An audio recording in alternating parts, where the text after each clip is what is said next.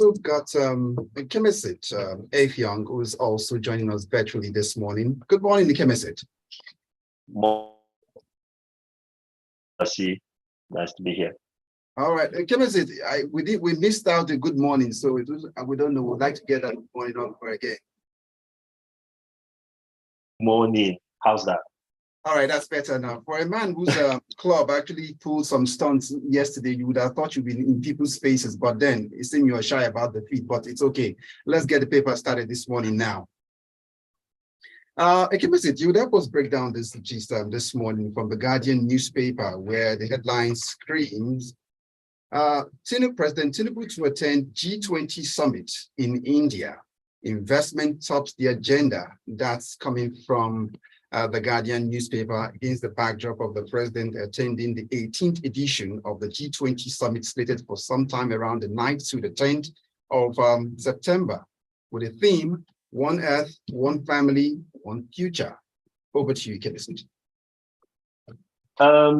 Yeah, so India is hosting the G20 summit, and as every G20 host, has exercised the prerogative to invite some non-G20 member states to the conclave. These are, obviously the world's largest economy. So Tinubu is leading a high-powered delegation of business people as well, right? The cabinet, the Minister of Foreign Affairs, naturally, Yusuf Tugar will be there. Will be there, as well as the communications and trade and investment. One of the things that will be happening in New Delhi, on the sidelines of the meeting, the Nigeria-India business Nigeria-India presidential roundtable, as well as the Nigeria-India business. And the president will give important speeches there. It will be interesting in light of the recent economic realities in the country, as well as some of the latest. I know people are still trying to digest unemployment numbers that showed up last week. So it will be interesting, how the president will choose to rhetorically address some of those concerns, especially now that he has a cabinet and the preconditions to policy making at a high level, is now in place. So that will be something to look out for. The story does to attract global capital, promote increased foreign direct investment in key labor-intensive sectors of the economy. That with the situation we have with Forex, with inflation practically eroding the value, not just of this particular inflationary spot is really hitting, companies as well as high net worth individuals. It will be interesting to see whether there are any takers outside of our shores for, people wanting to join that particular game. So the president heads to India with large parts of his cabinet, as well as key players in the country's economy. It will be interesting to see whether the narrative is all positive or there's some in it, as well as potential solutions being provided. Okay, Ikemesit, in the past, we've seen a cabinet that is it seemed like this is more like a plasma kind of delegation. What I mean is it's a trimmed down cabinet compared to what you would have seen in the past. Is this the spirit of the times going forward? Well, I mean, I wouldn't put specifically in the story. I think only what phonies, right? Right, of the entire size of the delegation. I did over the week, highly confidential, that actually suggests that the contingent may be. Yeah, and so if that and not the story,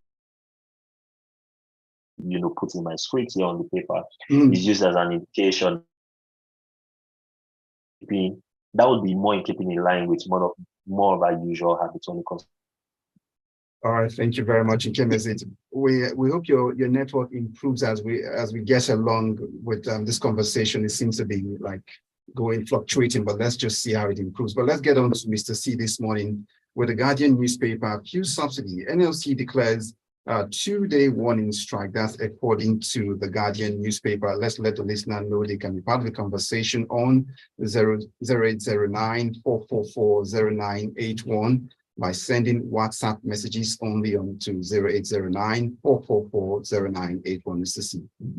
Okay, thank you, Mas. So the Nigeria Labour Congress, which has been in protracted negotiations and discussions with the federal government on moves to reduce the pain and the shocks that followed from the removal of the fuel subsidy program, and then the adoption of a managed float of the naira against foreign currencies, specifically the dollar, has now announced a 2-day warning strike. So the question is, how did we get here?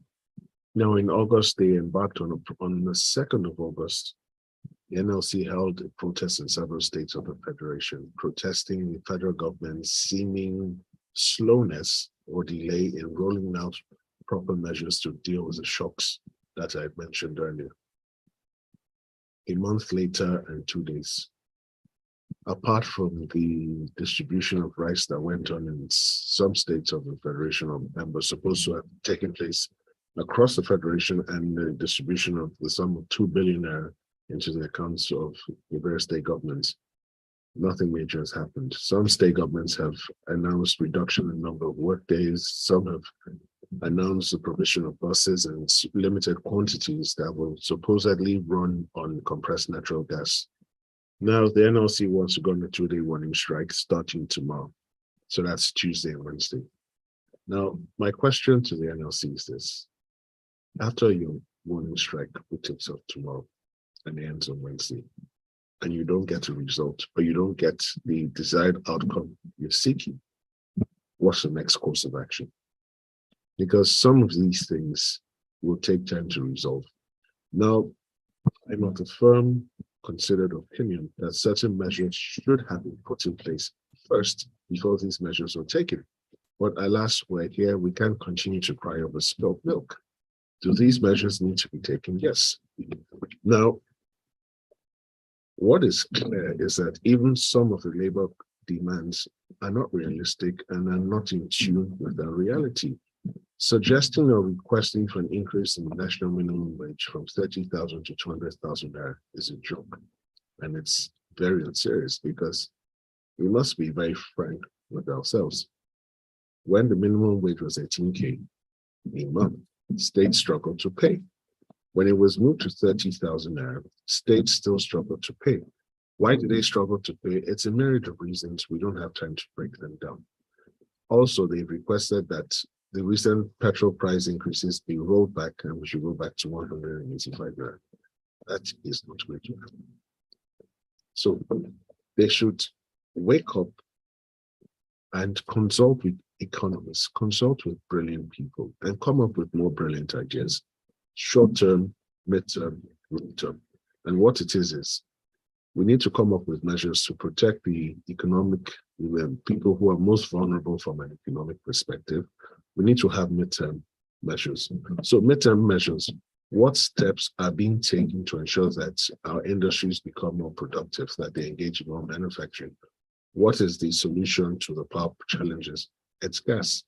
Can we arrange gas contracts, gas supply contract agreements between the gas suppliers and the manufacturing industries that would require this gas? Can we arrange some sort of tax concessions, tax breaks for manufacturing industries? Can we coordinate with customs with a view to reducing duty on certain things so that in the short term, we ramp up production and start to earn a lot more foreign exchange? And then that's when we begin to make sense. Now, this business about all the refineries should be working. I have sad news for everyone. Even if all the refineries were working, the fact of the matter is the petrol prices would not reduce significantly, because what would just reduce will be the import charges, the landing cost. But for as long as the price of crude oil continues to rise in the international market, for as long as we fail to meet at the very minimum our OPEC production quota, will remain in this quagmire. So they need to put on their thinking caps and stop this lazy recourse to protest and strikes. It has never gotten us anywhere and will not get us anywhere. All right. Thank you very much, Mr. C, for breaking all of those details down. Now, let's get back to you, the listener, to let you know we see the messages are coming in already. I would like you to know we want them coming to the platform 0809-444-0981 to be where we want the messages to come to. 0809-444-0981, responding or reacting to any of the headlines we were taking this morning. Let's get to Ikemesit this morning. Electricity meter upgrade won't affect credit balance. That's according to the federal government, and it's coming from the Punch newspaper. Talk us through this headline, Ikemesit. Okay, that's not, sorry, the ball was going to someone else then. Let's get on to Ikemesit with this next details now. I was about to ask Omatseye if he was putting me on the spot. No, I wasn't going to put you on this one. I apologize about that one. Now let's get on to your paper, your headline. Now this one is coming in. I see there's a flip somewhere here, but here we are. The NBA asked Nigerian government to, to take urgent actions on urgent system on the justice system, economy, insecurity. That's coming from the Premium Times. And knowing both of you as learned colleagues, who, I don't know, probably I know one person did not attend the NBA conference, at least, or maybe he attended virtually, but Ikemesit, I know you should be able to at least break this down for us now, the outcomes. Wait, Mr. C, is Omatseye saying that you did not attend I the last did not NBA mention conference? anybody's name. Res ipsa loquitur. I did not mention anyone's name. Yeah, other persons out here in the studio with me. To be very honest, I really don't have much to say about this. The NBA issues these statements year after year. I think Mr. C and I can sit down and write what a typical NBA statement at the end of the NBA annual general conference is. I feel like this has been said. I've been at the bar a lot longer than Mr. C has, but I feel like every year that I've been in the bar, these are the same things that the NBA has been talking about. Not to say that it's redundant, because in Nigeria. Ikemesit, just a moment, just to hold your thought there. There's a red light blinking at the traffic. We need to take that one. When we come back, you have a whole lot to say about it. Then, even though we know you may not be agreeing with some of the entertainment that people that were asked to come do the dancing, somewhere holding poles, but it's still freshly pressed on Smooth 98.1 FM. Stay tuned.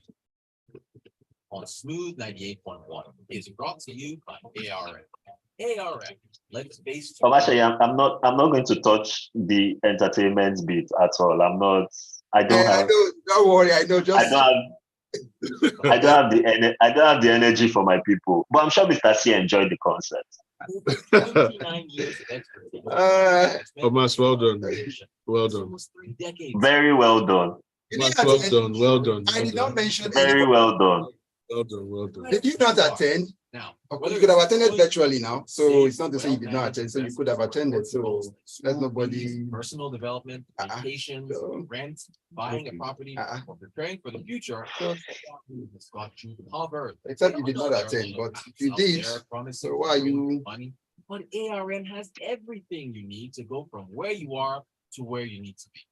Start your wealth creation journey today by downloading the ARM One app from the Google Play Store or iOS Store.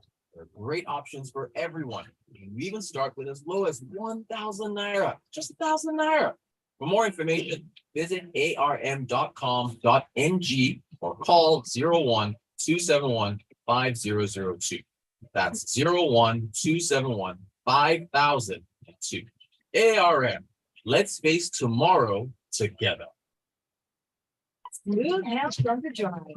It's a global organization that helps raise people's awareness. Discussing health matters that concern you with relevant information and tips from medical experts for optimal well-being. How to prevent it, detect, or treat it. Tune in every Thursday at 5:15 p.m. on the Smooth Drive. So later, if you didn't know, now you know. So back.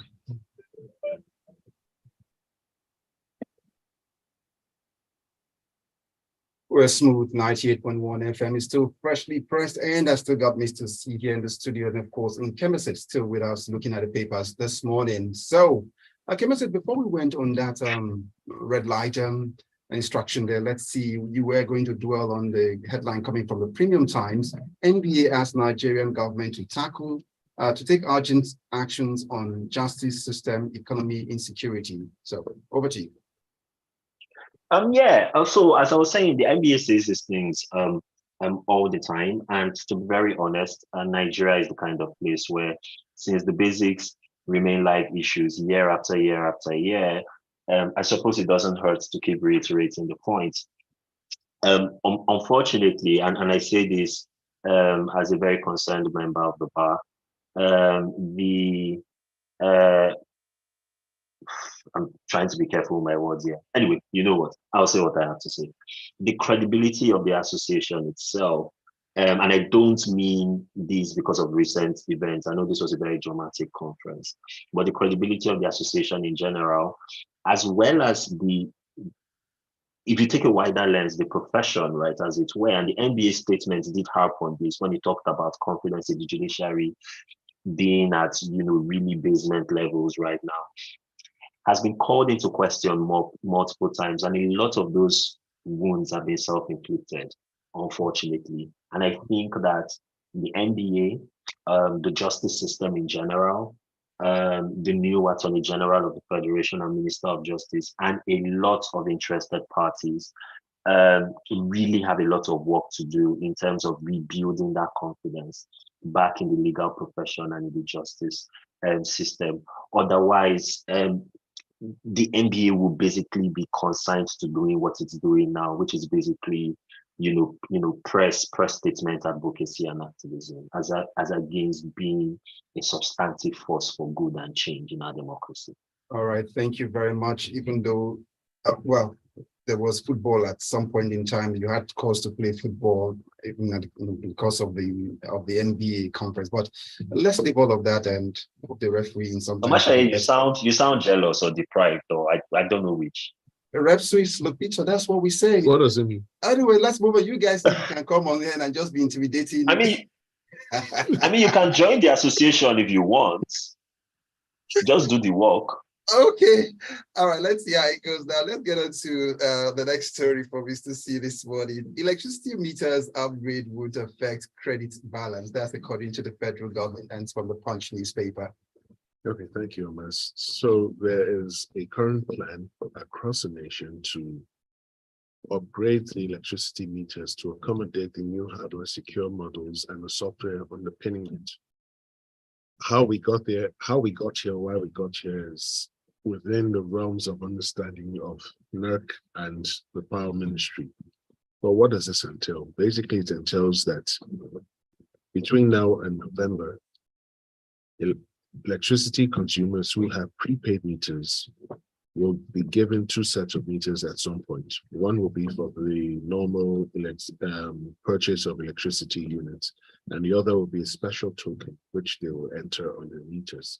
Now, once they enter the special token on their meters, the meter software is automatically upgraded. And I'm believing this is in line with the desire to ensure that at the very least, they reduce the amount of leakages that occur between the point of distribution and the point of collection. Now, having said that, why this became necessary is because there still is a growing lack of trust between the government and its agencies and the public. That is why something as simple as a meter upgrade has generated a question and answer as to the integrity of existing electricity credits. And they've come out to say that electricity credit will remain the same, nothing will be touched there. All that is changing would be the software. Now, that having been said, if anyone, so my advice to the public is upgrade your meters with the tokens as you receive them. And if you notice any change, you can get in touch with your distribution company and then explore the dispute resolution mechanism with NEC. And it's important that before you load the token, you have an idea of how many electricity units you still have, so you'll have a record. and then you check after you upgraded. So because ostensibly there should be no loss, but that's what it is. Okay, I get Ikemesit has something to say on this one. So let's Yeah, just so- get your thoughts in it. Yeah, sure. So Mr. Sianomas, I think one of the fundamental complications that I envisage with this process is that it is when you look at the practicality of it. So for a lot of Nigerians are renters, right? And a lot of these meters are actually procured by their landlords on their behalf. So really, this entire process should be a drive in getting property owners, right, to drive this process. And I envisage that unfortunately, the deadline and the duration that has been allowed for this process does not necessarily account for that. I think that there are so many metered users and customers who will actually fall through the crack and not meet that deadline just because their landlords may not react with the level of proactivity and dispatch that is required. If you have a Nigerian landlord, you completely understand what I'm talking about. That's my one concern. Apart from that, the technicalities and sort of the processes around it, I think that would be fine. All right, thanks so much, Ikemesit. That said, let's get to Emeka Ndukwe from Apapa with the messages now in here. This one says, good morning. We are sick and tired of these strikes that never actually hold. We do not take them seriously anymore. They should look for alternative means. This unending warning strikes is becoming annoying. That's according to Emeka, sent in from Apapa. That's reacting to one of the headlines. Christian from Lekki sent in this one. Mr. C, remember these guys, a labor union, not MA, and that's the Manufacturers Association of Nigeria. There is a limit to how much they can negotiate some of these things you listed. I agree with you, though, that they need to come up with more creative ways than embarking on strikes. And then comes Dami from Ikeja. Why is it the job of labor to put on their thinking caps? That's Mr. C. Why didn't the government and governing class consult the economists before running with have big ideas? As for what happens next if the government ignores the union? That's what he's asking Dami from Ikeja. Anthony Francis comes in with this one from Marine Beach. He says, there is a whole lot we stand to gain if our refinery starts working. We all know the huge chunk of dollars leaving this country daily in the name of fuel importation. All of that will be saved and it will definitely reflect on our Naira value in the long run. Our refineries should work a bit because it is a game changer. The last time I checked, it was said one of them will start working by December this year. So let's get into this next one from Yinka Bolu.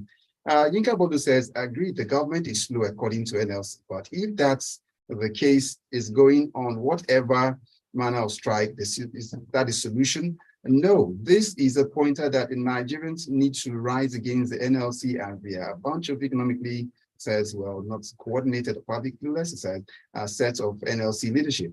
How hard is it for the NLC to argue for an annual salary increment of at least single digits irrespective of whatever states pay?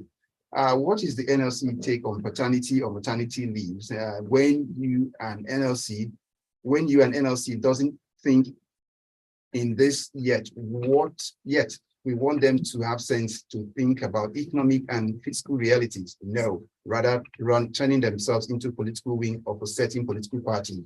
And it goes on to talk about DSS and on. Now, next we see Tayo. Labor has worn out the usefulness of strike because that's the intention of this position as it is. And what do they intend to achieve? Must be addressing me for not attending the so Tayo says I need to address him why I did not attend the NBA conference. I didn't see the memo, but then I didn't see the memo, but let's get on to me. Ikemesit, your paper is next. Quickly do this for us in a minute if you can now. 2022 flooding, farmers decry exclusion from 1.5 billion relief material. That's according to the Daily Trust newspaper. So basically, Daily Trust interviewed some farmers in certain states that basically said that the 1.5 billion naira relief fund that was pushed out and promoted by the Fed, that was instituted, that's the word I was looking for, by the federal government in the light of those deadly floods right from the tail end of last year have not gotten into the hands of as many of its potential beneficiaries, right, as it should have. Let's remember that that flood was so catastrophic that the government itself, through the humanitarian ministry, put the total direct economic cost of that flood at about 3 trillion naira, right, or about $6 billion. And my concern really from it, there's a lot of detail in the story. You could check it out and in today's Daily Trust. But my concern is we are back in rainy season. The National Meteorological Office has already forecast that we're going to have an unseasonably wet September, right? Especially in large parts of the South. And there is the potential that there may be a repeat, forgive my pun, a rinse and repeat of last year's, right, situation with the floods. And many people who have been affected by last year's devastation have not recovered, and we're now entering into another wet, rainy season. You see, if our institutional structures and our agencies are not up to scratch in terms of addressing the needs of Nigerians, how would you expect people not to be disenchanted with governance? Right.